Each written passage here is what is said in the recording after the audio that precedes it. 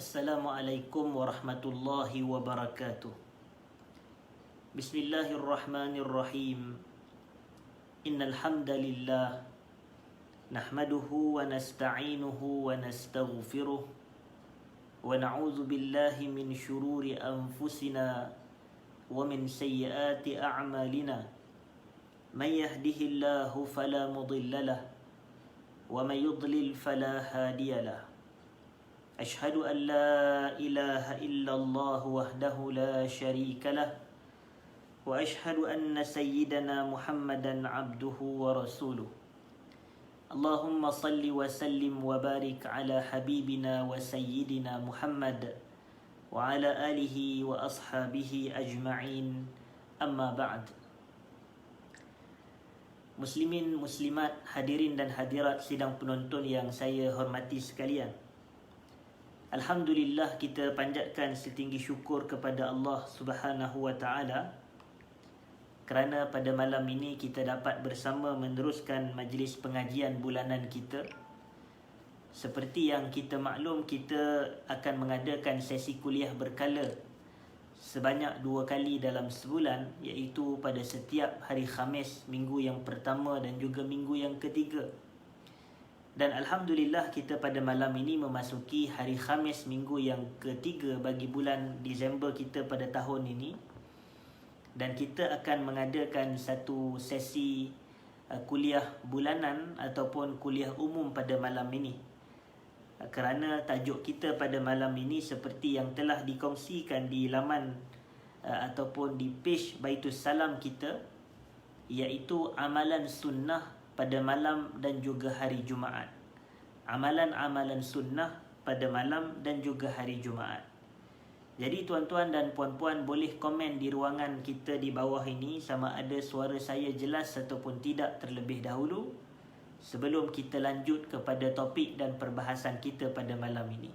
Saya minta jasa baik kepada semua hadirin dan hadirat yang sedang menonton siaran langsung kita pada malam ini untuk tulis di ruangan komen jelas ataupun tidak suara saya, sama ada gambar saya jelas ataupun tidak, daripada mana tuan-tuan dan puan-puan menonton. Jadi boleh kongsikan di ruangan komen ini untuk perkongsian dan manfaat bersama. Sebelum kita pergi kepada huraian dan kupasan tajuk kita, iaitulah amalan-amalan sunnah pada malam dan juga hari Jumaat. Baik, jadi saya masih menanti komen-komen daripada rakan-rakan Facebook kita yang sedang menonton secara langsung rancangan kita ataupun bual bicara kita pada malam ini. Jadi saya ucapkan jazakumullahu khairan sebagai simbol penghargaan khusus bagi yang komen di ruangan kita ini sama ada suara jelas ataupun tidak.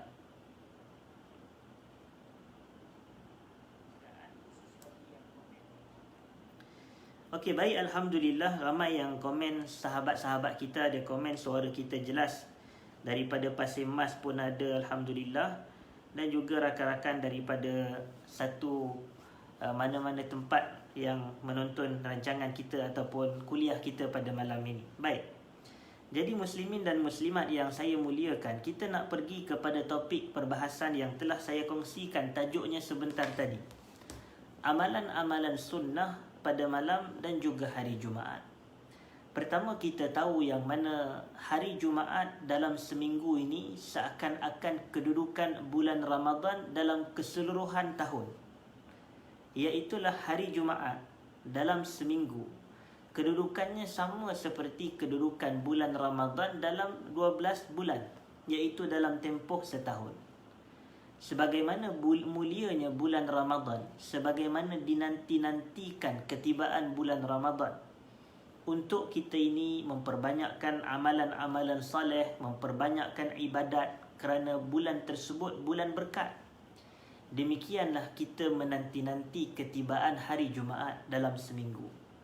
Kerana kita tahu bahawasanya hari-hari yang Allah muliakan ini ada yang wujud setiap minggu, ada yang wujud setahun sekali, ada yang wujud dalam setiap bulan. Itu sebagai contoh. Dan antara tarikh ataupun masa yang Allah muliakan dalam setiap minggu ini adalah pada hari Jumaat. Dan kita tahu bahawasanya hari Jumaat ni, bila kita nama hari ini adalah part of masa. Dia sebahagian daripada dimensi masa yang kita hidup di dalamnya. Dan kita tahu siapa pencipta masa, siapa pemilik masa. Jadi pencipta dan pemilik masa adalah Allah Subhanahu wa ta'ala. Masa ini makhluk Tuhan.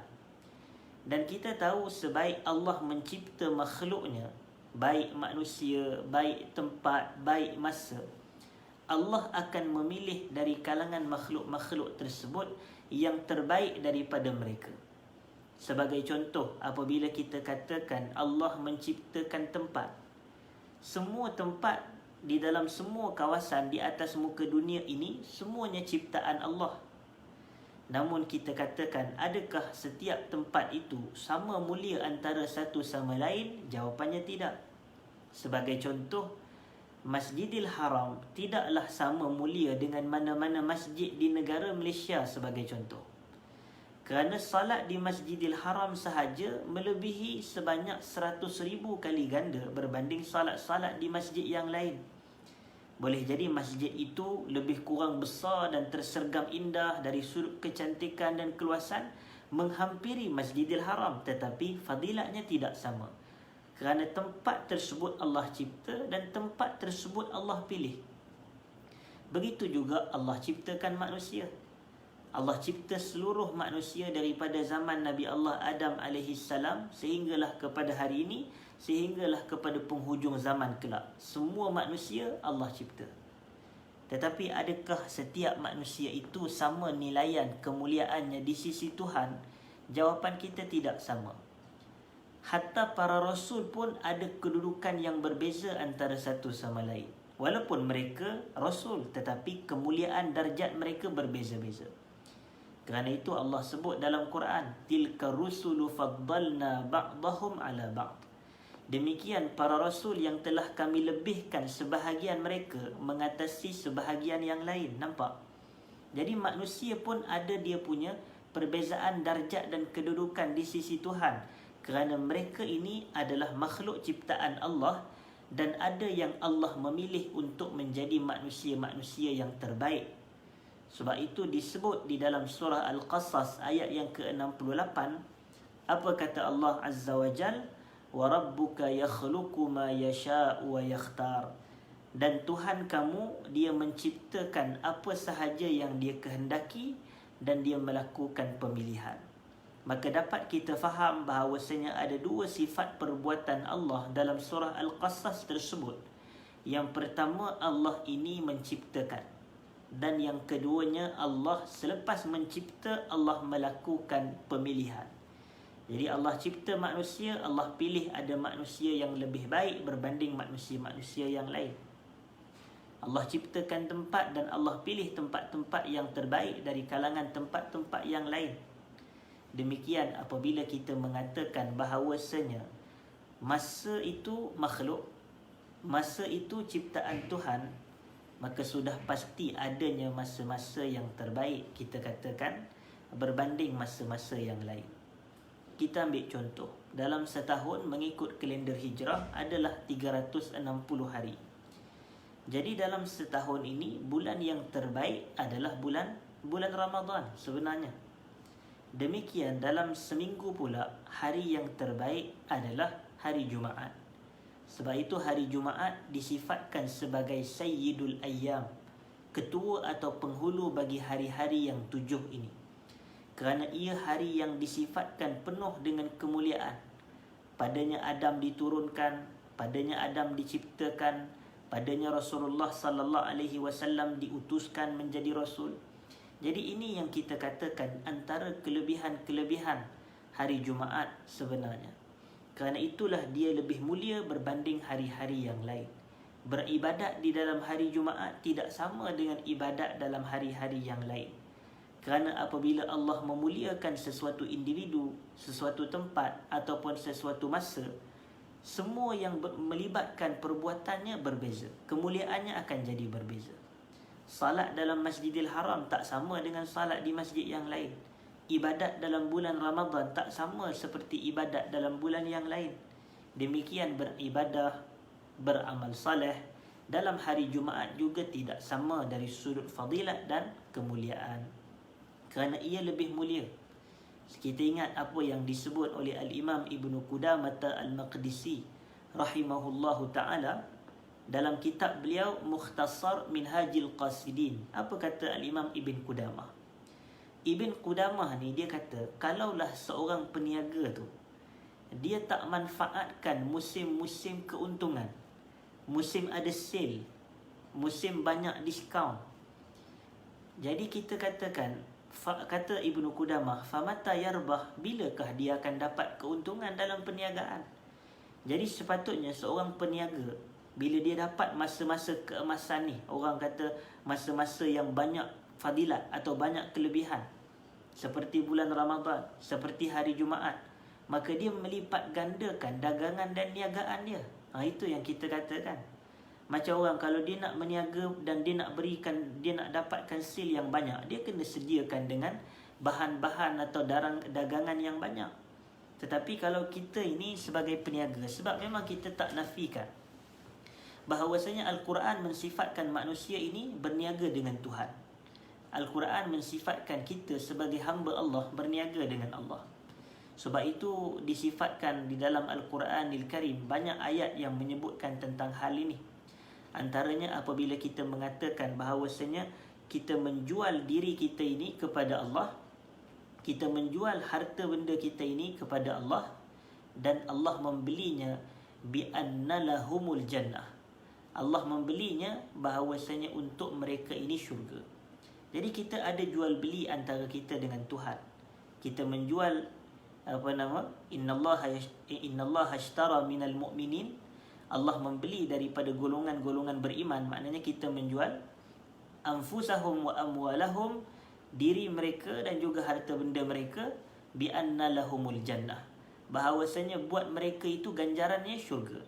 Macam kita kalau peniaga, kita jual barang, kita punya ganjaran kita dapat duit sebagai balasan kepada pertukaran barang tersebut.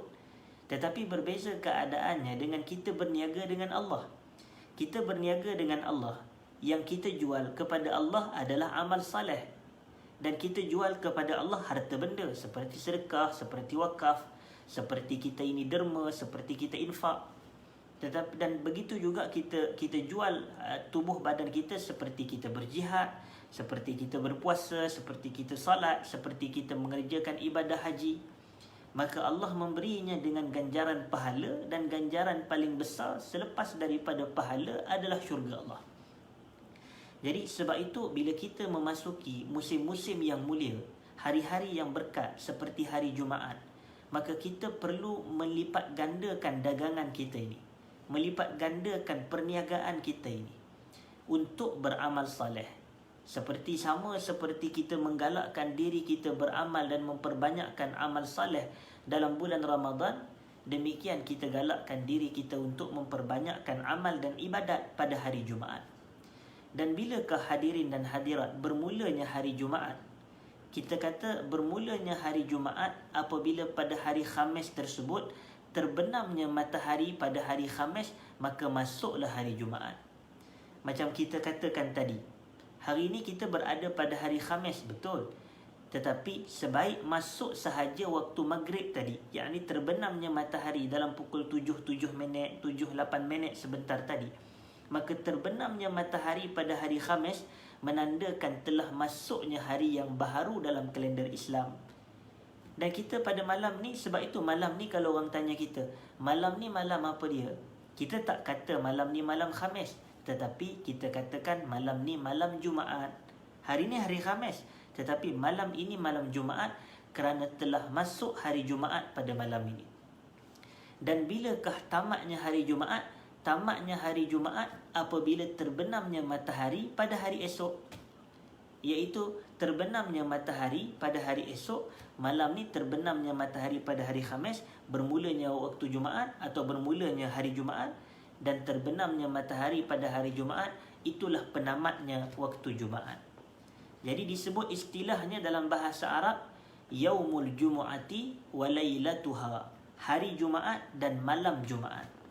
Jadi kita nak bangkit dan kupas pada malam ini, ada ataupun tidak amalan-amalan yang kita dianjurkan untuk lakukan pada malam Jumaat dan pada hari Jumaat, Jadi kita nak kongsikan hal ini pada malam ini insya-Allah. Baik. Pertama, hadirin dan hadirat, amalan yang saya boleh kongsikan ini saya sebut ala sabilil misal. Ala sabili al-misal. Ala sabilil misal ni maksudnya saya hanya memberikan beberapa contoh sahaja. Tidaklah saya menceritakan terbatas kepada beberapa amalan ini sahaja. Boleh jadi banyak lagi amalan yang dianjurkan. Tetapi saya hanya menceritakan contoh-contoh beberapa sahaja.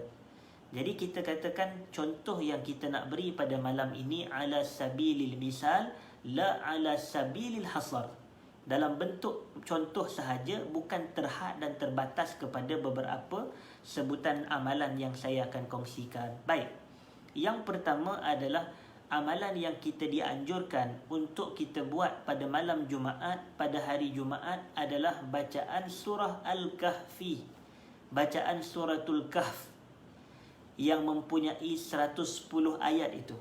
Yang inilah yang kita kalau boleh lazimi pada setiap hari Jumaat dan setiap malam Jumaat. Ini adalah suatu sunnah yang mana hukumnya sunat.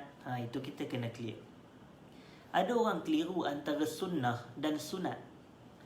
Orang ingat bila kita sebut sesuatu perbuatan itu sunnah, maka hukumnya sunat. Jawapannya tidak tepat.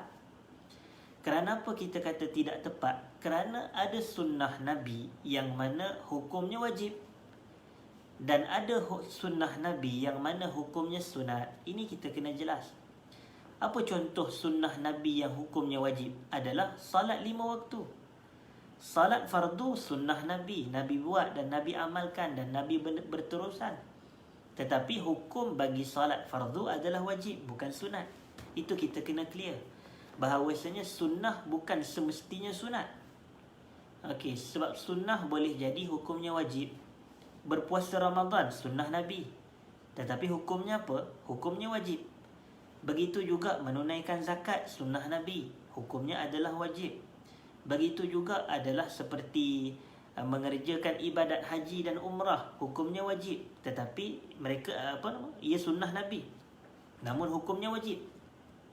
Dan ada sunnah Nabi yang hukumnya sunat. Dan ini banyak, ini terlampau banyak. Contohnya adalah membaca surah Al-Kahfi pada hari Jumaat. Ini sunnah Nabi SAW dan hukumnya adalah sunat. Ia tidak sampai kepada tahapan wajib. Dalam erti kata, kalau seseorang dia melalui hari Jumaat, malam Jumaat, sampailah kepada terbenamnya hari keesokan harinya itu, langsung dia tak membaca surah Al-Kahfi, adakah dia berdosa? Jawapannya tidak. Kerana membacanya adalah sunat. Walaupun sunat ini kita katakan ia sunat, tetapi ia dituntut buat. Ia dituntut buat, bukan dituntut untuk tinggal. Kadang-kadang ramai kesilapan masyarakat kita ini, hadirin dan hadirat. Kita menyangka, kita merasa bahawasanya apabila kita ini kita ini berhadapan dengan sesuatu perbuatan yang sunat, kita kata, alah tak apalah, ini kan sunat sahaja. Nampak?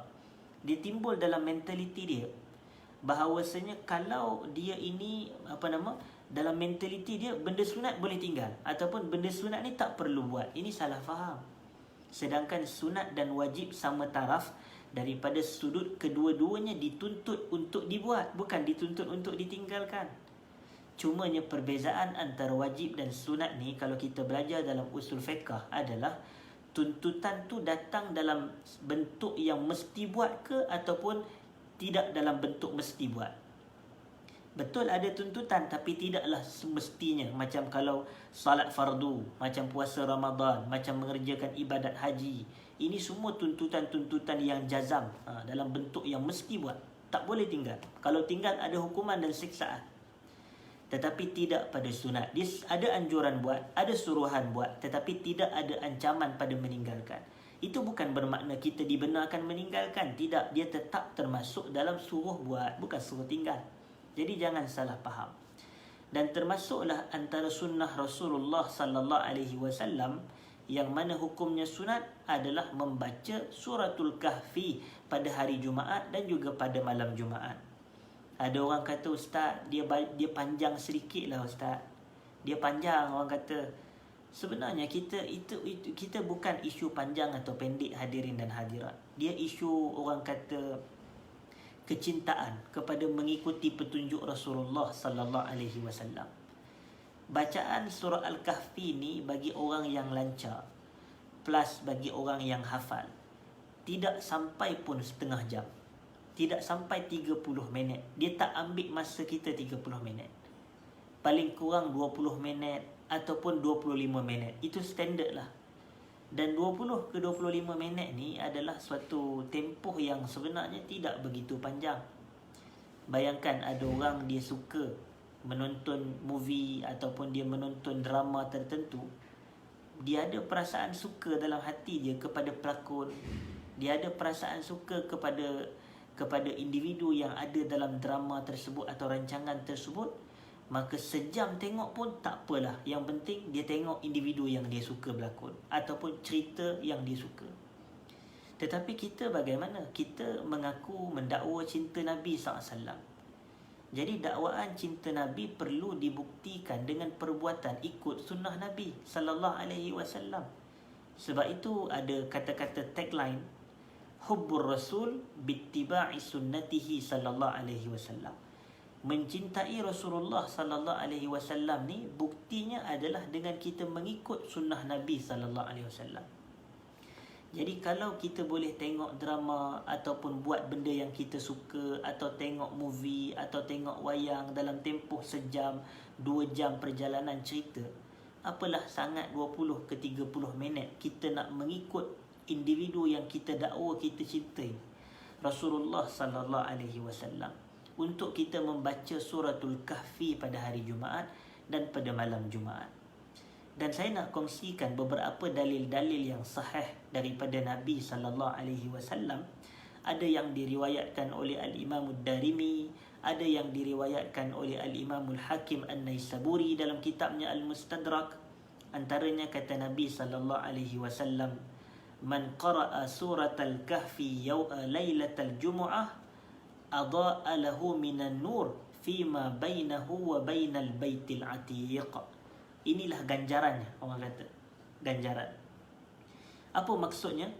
Sesiapa yang membaca surah Al-Kahfi pada malam Jumaat, adha'a lahu minan nur, akan diberikan atau diterangkan dirinya dengan cahaya, fima bainahu wa bainal baitil atiq, di antara dirinya dengan Baitullahil Atiq, dengan Kaabah sebagai contoh. Jadi kita katakan Baitul Atiq ni juga ada perbahasan dan maksud yang berbeza seperti disebut oleh para ulama. Tetapi kita kata mudah, fadilat membaca surah Al-Kahfi pada malam Jumaat, Allah akan menerangkan, memberi cahaya kepada dirinya, antara dirinya dengan Baitullahil Atiq ataupun Baitul Atiq. Jadi ini fadilat yang besar.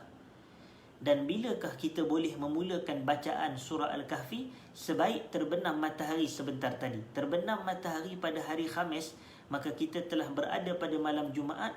Pada waktu itu sehinggalah terbenamnya matahari pada keesokan hari, kita boleh mendapat fadilat bacaan suratul Kahfi yang jumlahnya tidak begitu banyak, 110 ayat. Kalau nak dibuat comparison dengan Al-Baqarah, bayangkan Al-Baqarah 286 ayat, 2 kali ganda. Tetapi kita baca 110 ayat sahaja. Maka di sini kita dapat gambaran, ambil peluang ini, rebut peluang ini. Ingat kata-kata Ibnu Qudamah, kalaulah seorang peniaga tidak memanfaatkan musim-musim keuntungan, bilakah dia akan mendapat keuntungan? Ini musim keuntungan, hari yang penuh keberkatan, hari Jumaat yang dijamin pelbagai fadilat yang besar daripada Rasulullah sallallahu alaihi wasallam. Ini musim keuntungan.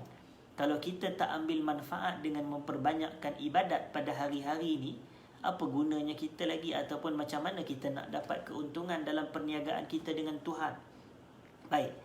Dan itu hadis tadi riwayat Ad-Darimi daripada Nabi sallallahu alaihi wasallam. Ada juga hadis yang diriwayatkan oleh Al-Hakim. Kata Nabi sallallahu alaihi wasallam, "Man qara'a suratal Kahfi yaumal jumu'ati adha'a lahu minan nuri ma bainahu wa baina," ataupun adha'a lahu minan nuri ma bainahu wa bainal jum'atain, iaitu membawa maksud minan nuri ma bainal jum'atain. Itu dia punya hadis. sesiapa yang membaca surah Al-Kahfi pada hari Jumaat, yang tadi pada malam Jumaat, yakni siapa yang membaca surah Al-Kahfi pada hari Jumaat, yakni hari Jumaat tu merujuk kepada siang hari. Lailatul Jumaat tu pun hari juga, cuma dia malam Jumaat, yakni hari Jumaat. Hari Jumaat membawa erti siang hari. Okey. Tetapi kedua-duanya adalah hari yang sama. Hari yang sama. Baik. Jadi kita katakan, kata Nabi SAW, sesiapa yang membaca surah Al-Kahfi pada hari Jumaat, adha'a lahu minan nuri ma bainal jum'atain, akan diterangkan baginya cahaya dalam tempoh 2 Jumaat. Jumaat minggu ini dengan Jumaat minggu akan datang. Allah akan memberikan cahaya atau memberi keterangan kepada dirinya dalam tempoh 2 Jumaat. Ini kita katakan fadilat yang besar. Bahkan menjadi satu sunnah ataupun tradisi salafus salih untuk menggalakkan pembacaan suratul Kahfi pada malam Jumaat. Antaranya disebutkan oleh Al-Imam Syafi'i rahimahullah dalam kitabnya Al-Um. Apa kata Al-Imam Syafi'i? Aku suka sekiranya dibacakan surah Al-Kahfi fi yaumil jumu'ati wa lailatiha. Aku suka untuk dibaca surah Al-Kahfi pada siang hari Jumaat dan juga pada malam Jumaat. Itu dia. Jadi kalau ada orang tu dia mungkin ada urusan sibuk, katakan nak kemas rumah, kata nak memasak, kata nak lipat kain, kata nak basuh baju contoh. Tapi dia tetap nak pahala membaca surah Al-Kahfi. Dia baca, orang kata malam Jumaat dia baca 50, esok dia sambung lagi baki daripada 60 ayat lagi katakan. Sebenarnya ini dibolehkan. Dibolehkan.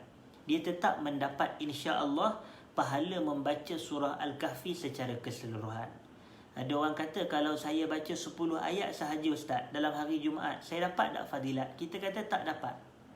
Kerana bila kita kata fadilat itu diperoleh dengan membaca surah Al-Kahfi, maka surah Al-Kahfi ni adalah keseluruhan surah. 110 ayat.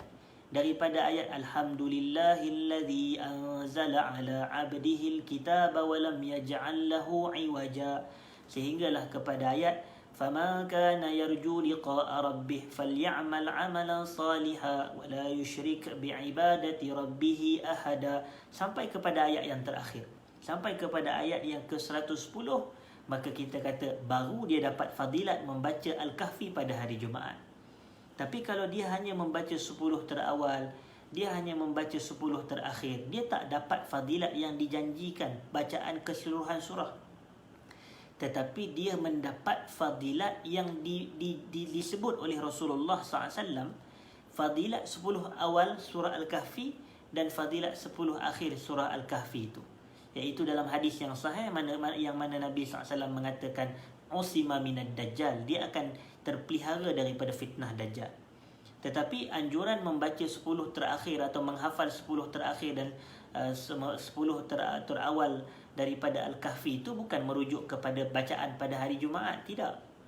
Bacaan pada hari Jumaat yang dirujuk adalah bacaan keseluruhan surah. Bacaan keseluruhan surah. Tetapi yang 10 ayat terawal, 10 ayat terakhir ni tak semestinya hari Jumaat. Bila-bila pun kita boleh baca dan bila-bila pun kita boleh amalkan. Tuntutannya dua, amal, baca. Ada tuntutan hadis ni, hadis sahih. Terpelihara dia daripada fitnah Al-Masih Dajjal.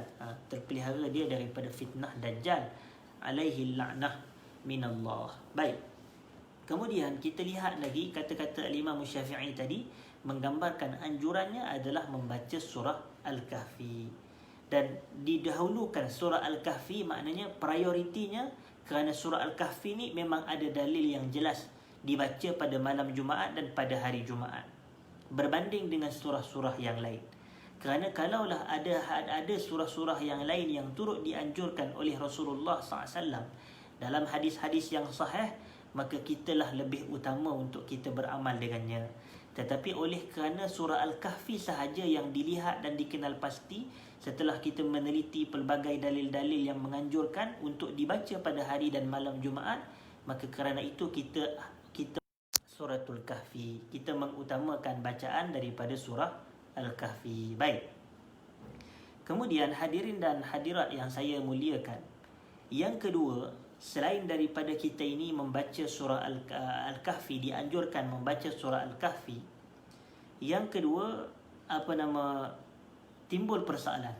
Yang ni yang saya timbulkan dalam Facebook saya tadi, sebentar tadi, status, bahawa ada antara topik yang kita nak bincang pada malam ini. Benarkah satu kenyataan yang orang kata berleluasa dalam kalangan masyarakat kita, baik dari kalangan agamawan ke, baik dari kalangan masyarakat awam, di Facebook, di kedai-kedai kopi, di tempat-tempat sembang apa semua.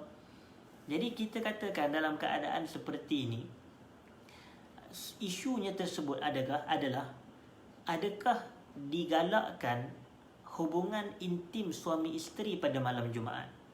Yang ni yang kadang-kadang bila bersembang dengan kawan-kawan, bila kita kata malam ni malam Jumaat, patutlah dia balik rumah awal, ataupun dia ni ada macam galakan-galakan ataupun ayat-ayat seperti ini, kita selalu dengar, baik secara bertulis ataupun secara ucapan.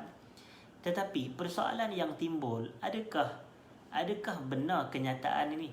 Adakah betul bahawasanya malam Jumaat digalakkan untuk pasangan suami isteri mengadakan hubungan suami isteri? Iaitu adakah ada fadilat khusus pada malam Jumaat diadakan hubungan suami isteri? Ini perbahasan dan persoalan. Kita kata sebenarnya pandangan ini memang merupakan beberapa pandangan dalam mazhab Syafi'i.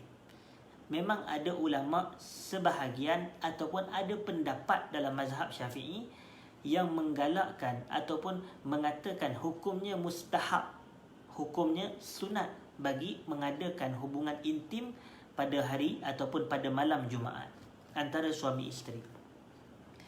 Mereka berdalilkan dengan sebuah hadis yang sahih daripada Nabi SAW yang diriwayatkan oleh Al-Imam Al-Bukhari dan juga Imam Muslim, iaitu man ightasala yaumal jumu'ati ghuslal janabah.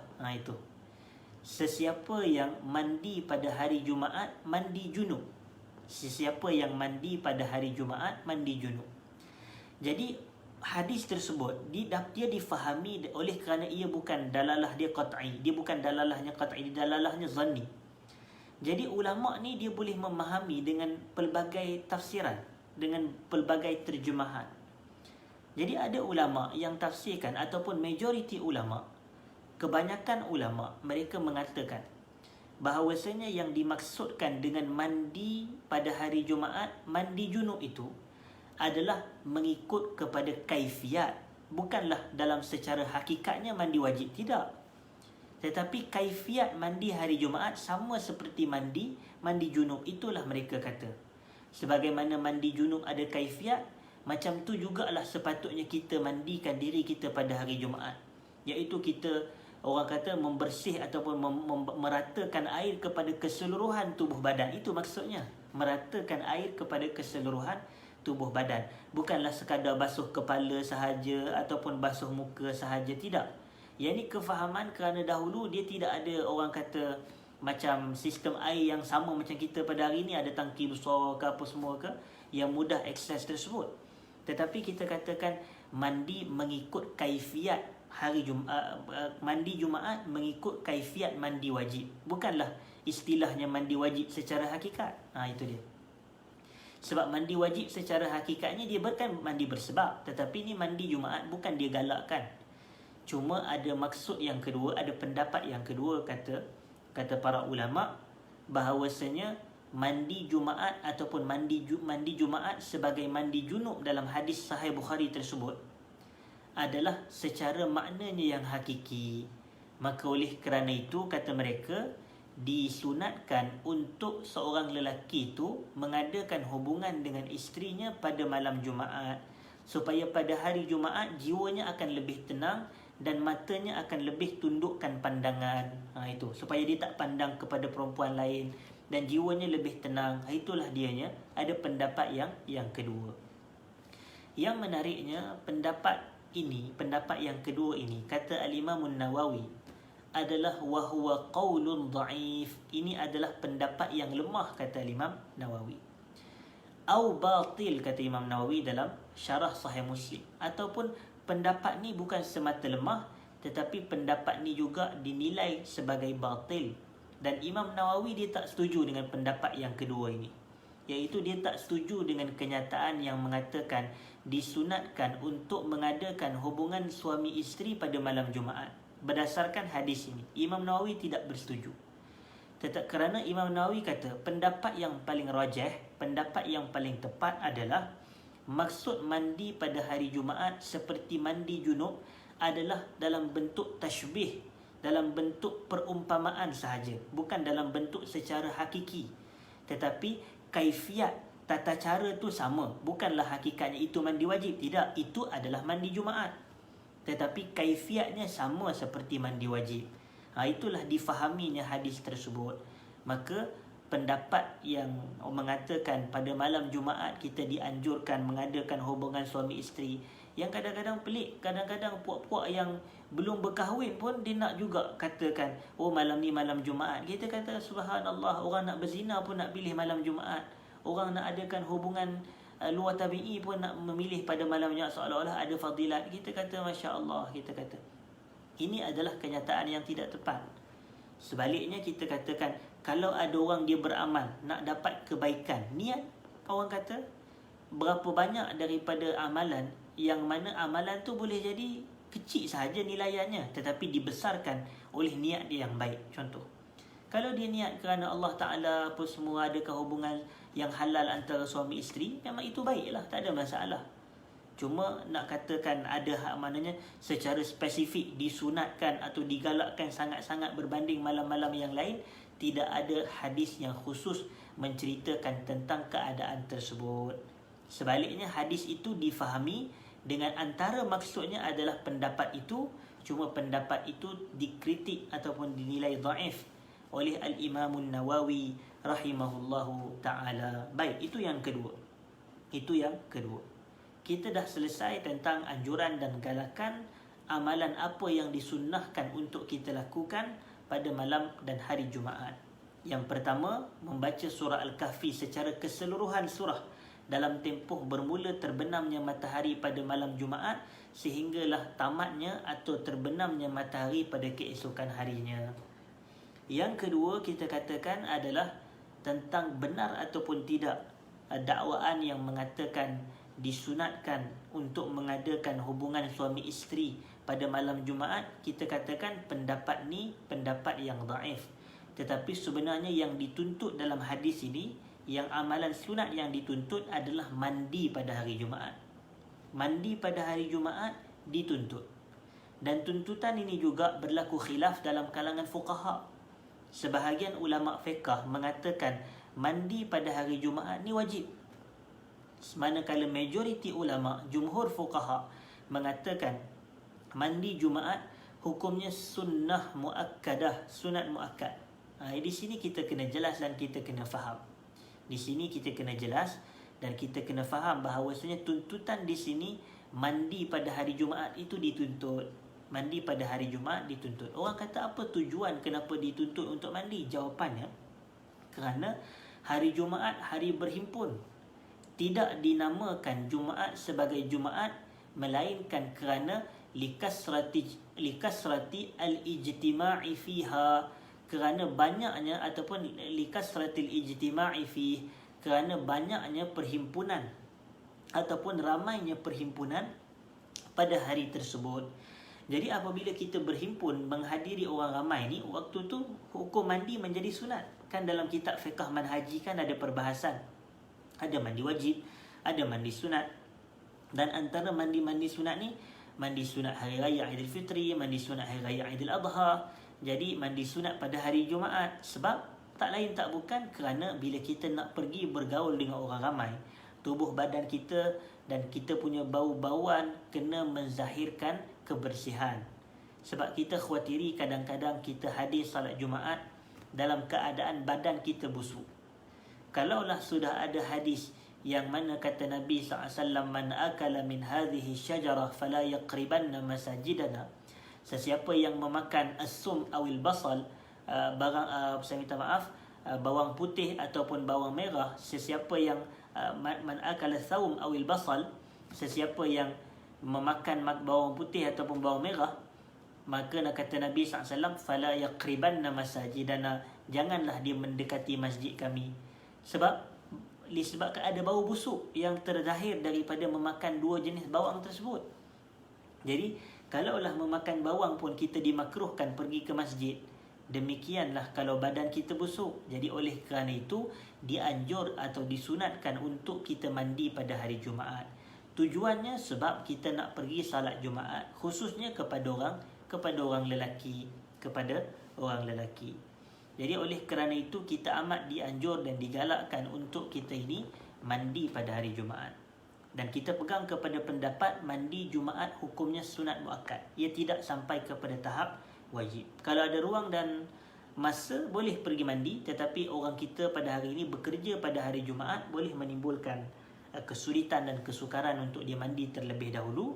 Tetapi sekiranya tercapai maksud ataupun matlamat mandi tu, iaitu dia masih bersih tubuh badan dia memakai wangi-wangian dan dia tidak menimbulkan bau-bauan yang tidak enak, maka tidak ada masalah, boleh untuk dia terus pergi daripada pejabat dia sebagai contoh kepada masjid dan surau untuk mendirikan salat fardu Jumaat secara berjamaah.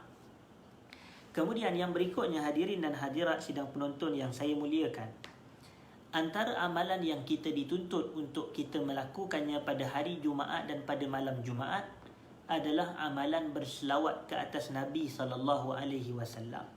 Jadi inilah kita katakan masa terbaik untuk perbanyakkan selawat. Kita banyakkan sebutan, sama ada selawat Ibrahimiyah, Allahumma salli ala Muhammad wa ala ali Muhammad kama sallaita ala Ibrahim wa ala ali Ibrahim wa barik ala Muhammad wa ala ali Muhammad kama barakta ala Ibrahim wa ala ali Ibrahim fil alamin innaka Hamidum Majid. Itu sebaik-baik selawat. Jadi kita boleh banyakkan selawat-selawat sedemikian. Ini bermula bila? Bermula terbenamnya matahari pada hari Khamis. Iaitu apabila terbenamnya matahari pada hari Khamis, itu petanda telah masuknya waktu Jumaat ataupun telah masuknya hari Jumaat. Maka kita menyebut, hadirin dan hadirat, boleh banyakkan terus selawat ke atas Rasulullah sallallahu alaihi wa ala alihi wasallam. Baik. Jadi apa kita punya fadilat? Banyak fadilatnya, kerana kita tahu bahawasanya hari Jumaat dijamin kelebihan yang pelbagai oleh Nabi sallallahu alaihi wasallam. Sebab itu kita ceritakan kenapa pada hari Jumaat dibacanya surah Al-Insan pada subuh Jumaat, dibacanya surah As-Sajdah pada subuh hari Jumaat. Kenapa? Kita dah bahas, kita dah sebut berulang kali. Kita kata kerana surah pada penceritaan surah Al-Insan tu ada menceritakan tentang penciptaan manusia dan Adam diciptakan pada hari Jumaat. Begitu juga Adam diturunkan ke dunia pada hari Jumaat. Jadi hari Jumaat ni dia mempunyai satu keistimewaan. Maka kita lebih dianjurkan untuk memperbanyakkan selawat ke atas Rasulullah sallallahu alaihi wasallam pada hari Jumaat.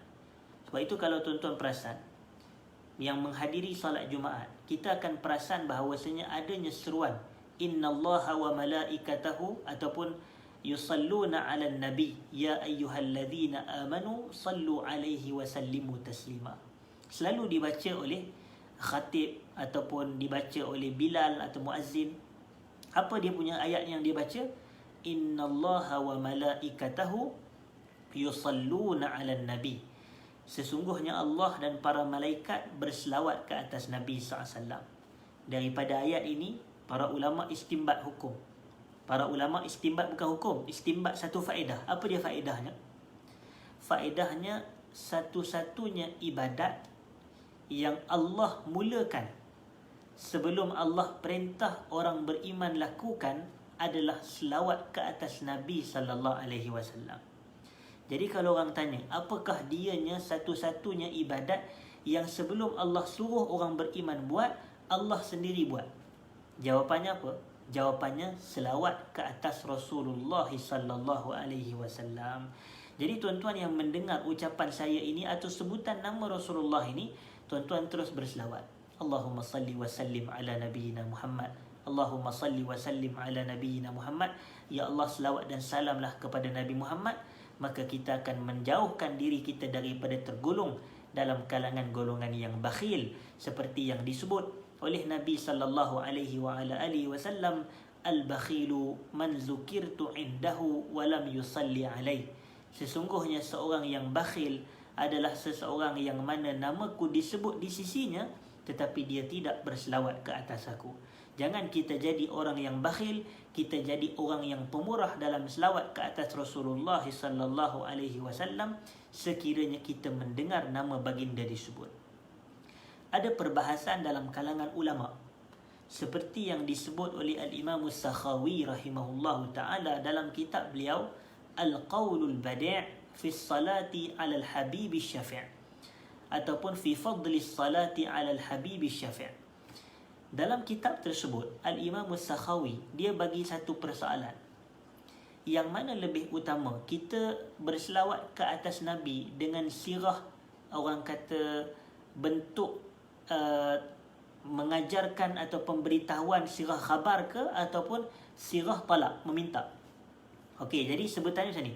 Yang mana lebih afdal kalau kita nak berselawat? Kita sebut sallallahu alaihi wasallam ke kita sebut Allahumma salli wa sallim ala nabiyyina Muhammad ataupun Allahumma salli ala Muhammad? Yang mana lebih afdal? Maka As-Sakhawi dia mengongsikan pendapat gurunya, yang mana gurunya mengatakan yang paling afdal adalah kita berselawat dengan sirah talak, meminta permintaan kepada Allah seperti Allahumma salli wa sallim ala nabiyyina Muhammad. Inilah yang saya diajar oleh guru-guru saya semasa saya universiti dahulu.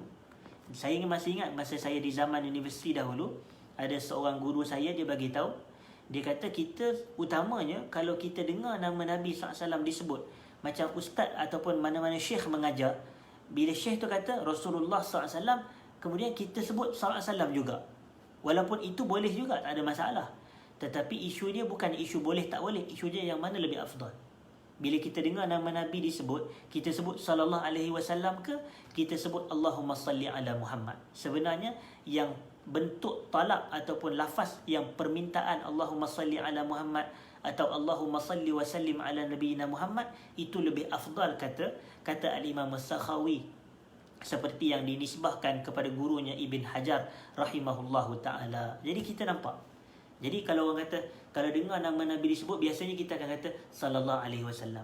Ada yang lebih afdal, kita sebut Allahumma salli wa sallim ala nabiyyina Muhammad. Selawat dan salam kepada Nabi Muhammad. Kenapa selawat dan salam? Kerana bila kita sebut selawat dan salam ni, kita mencakupi tuntutan yang Allah sebut dalam Quran tadi. Ya ayyuhalladzina amanu sallu alaihi wa sallimu taslima. Wahai orang-orang yang beriman, selawat dan salamlah kamu ke atas Nabi sallallahu alaihi wasallam. Dan selawat dan salam ni adalah dua penghormatan yang berbeza diberikan hanya kepada Nabi sallallahu alaihi wasallam.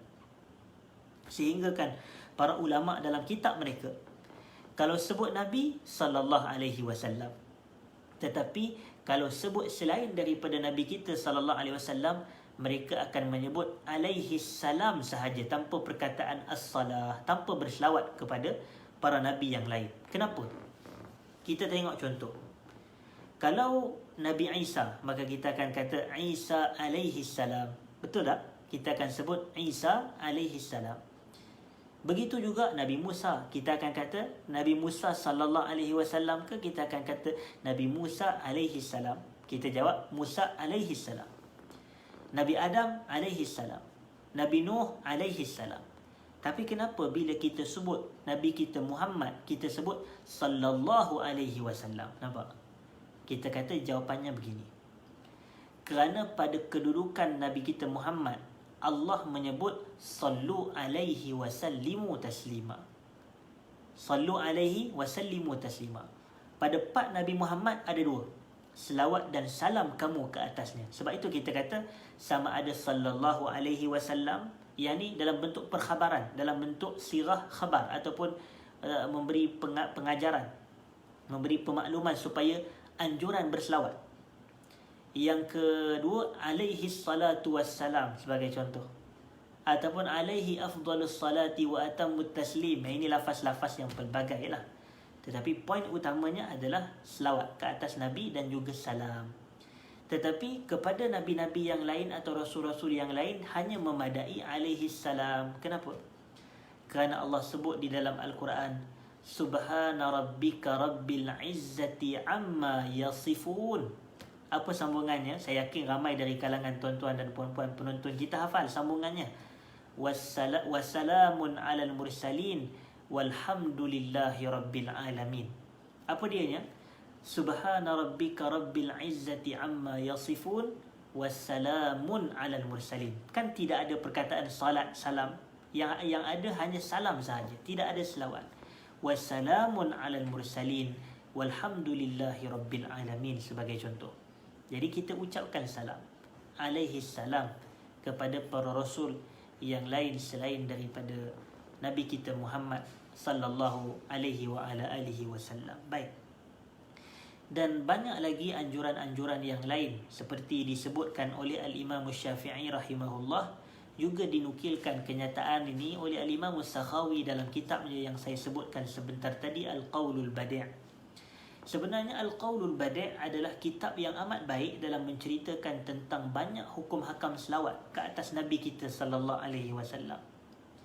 Dan sebelum As-Sakhawi yang pada kurun yang ke-10 ini didahulukan sebelum beliau oleh Al-Imam Ibn Al-Qayyim ataupun Ibn Qayyim Al-Jauziyah yang wafat pada tahun 751 Hijrah itu. Ibn Al-Qayyim, beliau mempunyai satu kitab yang juga mencerita dan membahas berkenaan dengan hukum hakam selawat, fadilat selawat, kelebihan berselawat, manakah waktu-waktu yang kita dituntut untuk berselawat. Dan kata Ibn Al-Qayyim ataupun nama kitab tersebut adalah Jala'ul Afham fi fadlis salati wassalam ala Muhammadin khairil anam. Itu panjang sikit, tapi pendeknya orang kata Jala'ul Afham. Orang kata Jala'ul Afham lil Imam Ibn Al-Qayyim. Itu sebagai contoh. Tetapi kemudian setelah datangnya Ibn Al-Qayyim, datang pula As-Sakhawi, Al-Imam As-Sakhawi rahimahullah, menulis kitab Al-Qawlul Badi' fi fadli salati ala al-Habib Syafi'. Dan beliau menjelaskan apa maksud selawat, apa maksud salam. Kalau selawat datang daripada Allah, apa pula selawat itu datang daripada malaikat, apa pula maksudnya?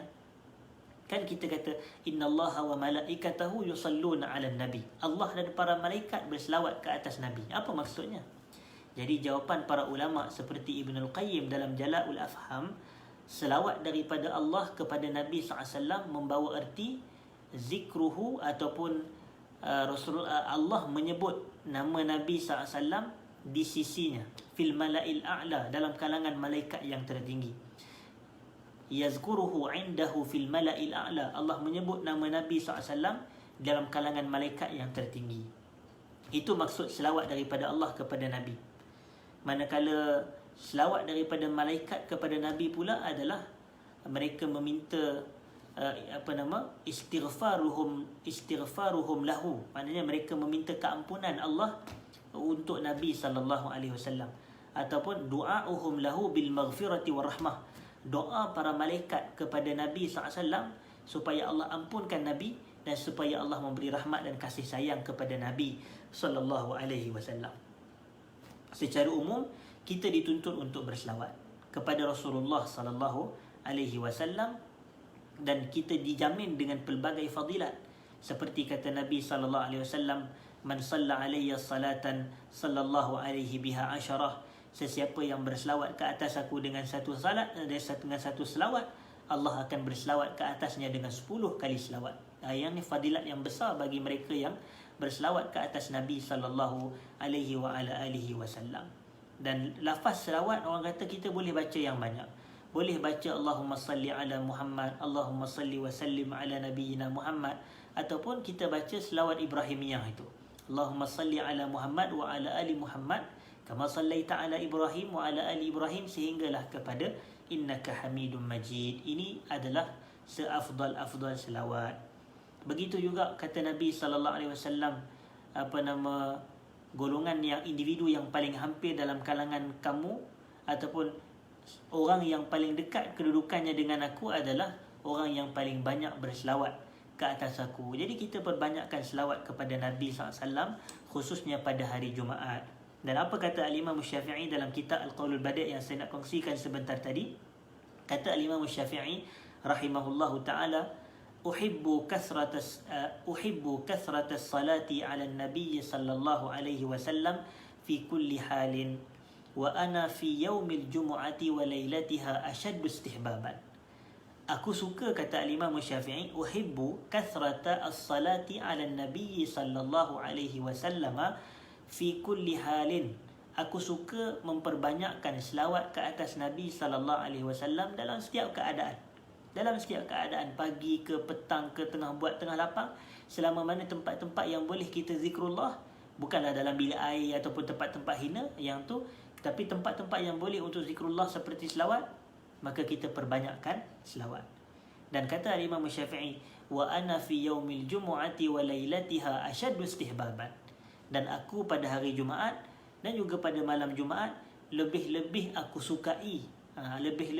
sukai untuk seseorang itu memperbanyakkan selawat ke atas Rasulullah sallallahu alaihi wasallam. Dan sebelum saya tutup, walaupun kita dah hampir tamat kita punya perbahasan kita lagi dalam beberapa minit sahaja lagi, saya nak sebut kita dah kongsikan antara yang dituntut adalah membaca surah Al-Kahfi pada malam Jumaat, pada hari Jumaat. Antara yang dituntut adalah mandi pada hari Jumaat, khususnya sebelum dia menghadiri atau sebelum dia pergi salat Jumaat. Dan yang ketiganya adalah dia ini memperbanyakkan selawat ke atas Nabi sallallahu alaihi wasallam. Banyakkan selawat. Kalau dia rasa berat dengan selawat Ibrahimiyah, dia boleh baca yang pendek sahaja, Allahumma salli ala Muhammad, Allahumma salli ala Muhammad, ataupun Allahumma salli wa sallim ala nabiyyina Muhammad, Allahumma salli wa sallim ala nabiyyina Muhammad. Ini sirah talak, sirah meminta kepada Allah. Sebab kita doa, ya Allah, selawatlah kamu kepada Allah, selawat dan salamlah kamu kepada Nabi kita Muhammad sallallahu alaihi wasallam. Baik. Yang keempat pula yang kita boleh anjurkan adalah kita memperbanyakkan doa pada hari Jumaat. Kita memperbanyakkan doa pada hari Jumaat. Ibnul Qayyim dalam Zadul Ma'ad fi Hadi Khairil Ibad menukilkan terdapat beberapa pendapat, sehingga sebahagian ulama kata 12 pendapat. Bilakah waktu mustajab doa pada hari Jumaat? Kerana Nabi SAW tak spesifikkan. Nabi hanya sebut secara umum, pada hari Jumaat ada satu waktu yang mana jika ada seorang Muslim berdoa, waktu itu bertembung dengan doa dia dengan waktu tersebut, maka akan mustajab doa dia. Nabi tak spesifik bila, tetapi ada juga riwayat-riwayat yang menjelaskan. Lalu para ulama seperti Ibn Al-Qayyim dia kata, pendapat yang paling rajih adalah waktu mustajab doa pada hari Jumaat tersebut adalah pada selepas asar pada hari Jumaat. Selepas asar, iaitu sehingga sebelum terbenam matahari. Jadi dalam tempoh selepas asar sampai dah matahari hampir terbenam, waktu tu kita tadah tangan doa pada Allah. Mintalah apa sahaja kebaikan kepada Allah dan mudah-mudahan Allah mustajabkan. Selain daripada itu, bagi orang lelaki pula, kalau pada hari Jumaat disunatkan kepada dia untuk dia mandi, untuk dia memakai wangi-wangian. Ini semua sunat hukumnya. Ini kita kata amalan sunnah. Untuk dia memakai pakaian yang bersih, pakaian yang terbaik. Dan pakaian yang orang kata disunatkan untuk kita pergi masjid ni adalah pakaian yang berwarna putih lah. Sebahagian riwayat menyebut begitu. Khairu ma zurtum bihi rabbakum fi kuburikum wa masajidikum al-bayad. Sebaik-baik apa yang kamu ziarah Tuhan kamu di kubur kamu dan di masjid kamu adalah pakaian yang berwarna putih, kata Nabi sallallahu alaihi wasallam. Kemudian kita pula pergi hadis sembahyang Jumaat. Hadis sembahyang Jumaat. Tambah-tambah kita kalau contoh di kawasan Kuala Lumpur yang diberi kebenaran sembahyang Jumaat, khusus di kawasan-kawasan hijau, kuning dan jingga, dan begitu juga di Putrajaya yang kebanyakan kawasannya adalah hijau. Jadi kita galakkan pergi salat Jumaat. Ada orang kata, Ustaz, saya daripada Selangor, saya nak pergi ke Putrajaya, boleh ke? Silakan pergi. Maknanya tidak ada masalah untuk kita pergi selama kita menjaga SOP yang telah ditetapkan. Jadi kita pergi. Tambah negeri-negeri lain lah yang saya tidak pasti sangat sebab saya di Selangor, jadi dan juga dekat dengan Kuala Lumpur. Jadi mudah untuk saya faham kawasan ini. Tetapi kita kata kalau boleh pergi, dah ada kebenaran awal, tambahan pula kalau ada kawasan yang ada had, kita pergilah cepat. Yang ni kita tahu kawasan tu ada had. Had tu pula boleh jadi 1/3 sahaja daripada keluasan masjid. Lepas 1/3 ni pula boleh jadi 250. Kita pula dah tahu waktu masuk dalam pukul 1:05 apa semua, pukul 12:50 baru kita nak bergerak. Mana bolehnya bila dah sampai dah memang automatik orang tutup lah. orang lain yang lebih semangat iman daripada kita, pukul 12 lagi dah tunggu nak pergi sembahyang Jumaat. Ni kita pula bila dah 12.50 baru nak bergerak. Lepas tu kita pun mengeluh, Allah tak sempat aku sembahyang Jumaat hari ni. Kita kata subhanallah, awak tadi pukul 12 lapang, pukul 11.30 boleh bersiap-siap, tak ada kerja sangat apa semua, pergilah awal. Jadi kalau kita kata orang lelaki pergi awal ke masjid, khususnya pada hari Jumaat. Kemudian bila dia duduk pula dalam masjid, antara perkara sunnahnya adalah dia mendirikan tahiyatul masjid dan dia diam ketika khutbah disampaikan, dan kemudian dia berdiri ataupun dia maksud saya dia berdiri menunaikan salat fardu Jumaat, dan selepas dia menunaikan salat Jumaat bertebaranlah dia ke atas muka bumi Allah seperti yang Allah sebut dalam surah Al-Jumaah, fa idza qudiyatis salah fantashiru fil ardi wabtaghu min fadlillah. Apabila telah selesai salat, maka kamu pergilah bertebaran di atas muka bumi ini dan carilah daripada rezeki-rezeki Allah kepada kamu. Jadi kita ikut sunnah-sunnah ini. Selepas asar pada hari Jumaat, banyakkan doa kepada Allah, kerana itu waktu-waktu yang mustajab untuk kita berdoa. Wallahu ta'ala a'la wa a'lam. Sebenarnya ada lebih daripada 4-5 pendapat yang telah saya kongsikan, ataupun saya minta maaf, 4-5 amalan-amalan sunnah yang saya telah kongsikan. Saya ulang kembali, pertamanya adalah dengan kita membaca suratul kahfi pada hari Jumaat atau pada malam Jumaat. Yang kedua, kita mandi khususnya sebelum kita menghadiri salat Jumaat. Ini dituntut, hukumnya sunat muakkad. Yang ketiganya, kita memperbanyakkan selawat ke atas Nabi kita sallallahu alaihi wasallam. Yang keempat, kita perbanyakkan doa pada petang hari Jumaat, iaitu selepas daripada waktu asar sehingga sampai kepada waktu ghurubus syams, hampir terbenamnya matahari, perbanyakkan doa kepada Allah. Dan juga yang kelima, kita menghadirkan diri awal ke masjid untuk kita sama-sama salat Jumaat, khusus kepada orang lelaki yang diwajibkan kepada mereka itu untuk salat Jumaat. Wallahu ta'ala a'la wa a'lam. Saya merasakan cukup sekadar itu bahasan kita pada malam ini. Saya minta maaf jika ada salah silap dan terkasar bahasa. Jika ada apa-apa maklumat atau apa-apa yang saya sampaikan tidak tepat, maka saya alu-alukan teguran dan pembetulan. Jazakumullahu khairan kepada semua penonton-penonton yang sudi hadir bersama dengan saya pada malam ini. Semoga perkongsian kita pada malam ini memberi manfaat dari sudut pengamalan dan sebaran kita kepada rakan-rakan kita yang lain. Aqulu qawli hadza astaghfirullahal azim li wa lakum. Assalamualaikum warahmatullahi wabarakatuh.